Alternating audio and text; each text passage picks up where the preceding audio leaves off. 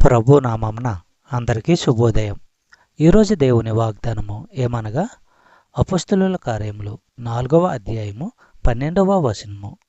మరి ఎవని వలనను రక్షణ కలుగదు, ఈ నామముననే మనము రక్షణ పొందవలెను గాని ఆకాశము క్రింద మనుషులలో ఇయ్యబడిన మరి ఏ నామమున రక్షణ పొందలేము అనెను.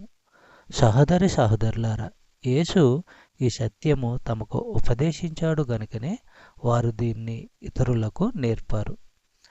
క్రొత్త ఒడంబడిక గ్రంథంలోని అతి శ్రేష్టమైన మాటల్లో పాప విముక్తి ఒకటి.